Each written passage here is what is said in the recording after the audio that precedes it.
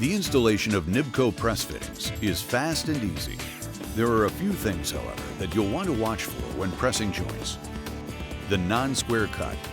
When cutting the tube, wheel cutters are the best way to ensure a square cut. Check to ensure that you have a square cut.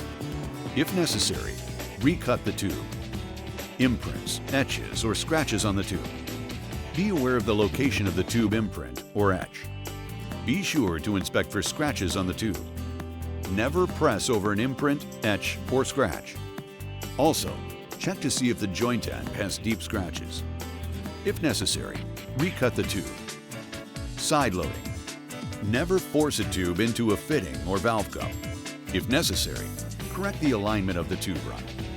These simple steps will ensure a successful NIBCO press experience and help keep you ahead of the flow.